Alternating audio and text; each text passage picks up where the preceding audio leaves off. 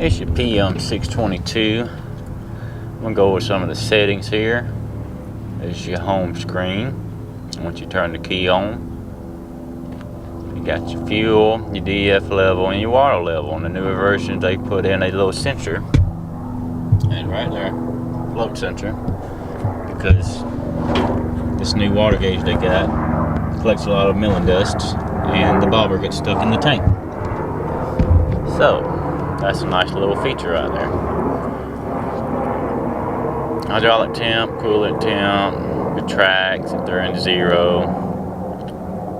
I don't never go off of it. I just look at my tracks. RPMs, feet per minute. Electronics, that pulls up electronics.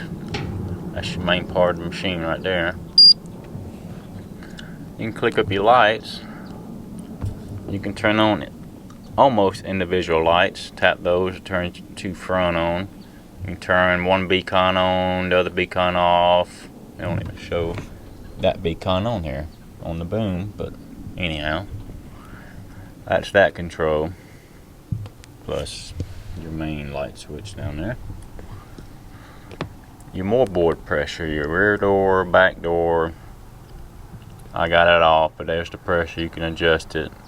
Turn it on, be green. Turn it off, be gray. I really don't run it that much because it just wear the crap out of it.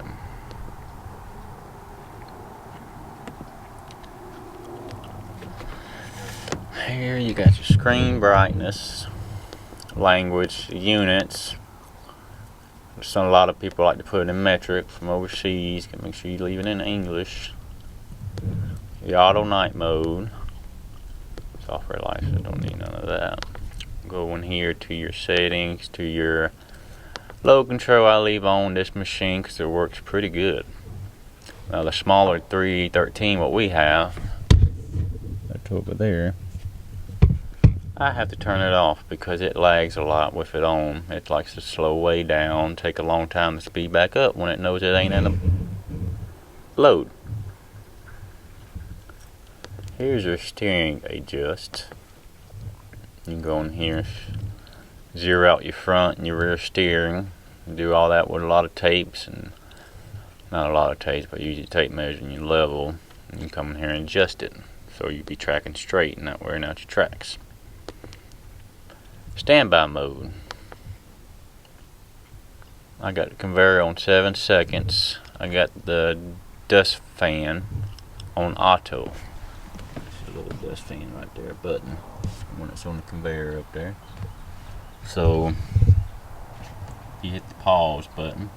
That's your standby button. It will stop you from propelling forward. Your conveyor will turn off after 7 seconds. Your water will turn off if you got it on auto, and your engine will idle down.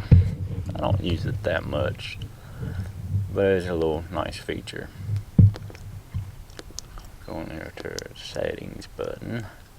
You got your diagnosis, your codes and stuff. Rotor speed was the last one I'm ready to stop, and water spray flow, where you find your codes at. Configuration, you can, when you install balloon lights. Control inputs.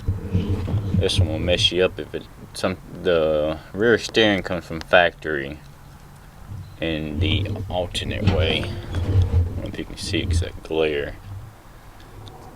But that means right is left is right. I got it on standard, so when you go right, it works off you'll be looking at the front of your track. Front of your track will go right, you go left, the left of the track will go left. And then the front height, for some reason the alternate, down is up is down. I mean, up is up, down is down. Standard. I don't know why they call it standard. But up is down is up. That will mess you up too.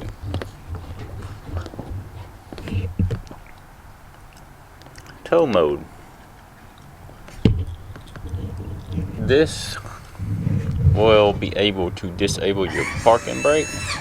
Y'all heard that motor go off? And you can do your hydraulics. So that little hydraulic motor there in the back, I can move my conveyor. That's if you got something wrong with your engine and you need to raise and lower the machine. You can steer it with your conveyor, go up and down. The only thing you can't do is go forward and reverse. That's why it disables the parking brake, so you can go forward and reverse by towing it. This is if you're in the middle of the street and you got an emergency, you need to move the machine off the way. Pretty nice feature. Regen, bullshit, force regen, disable regen, computer, and that's about it on that. Thank you for watching.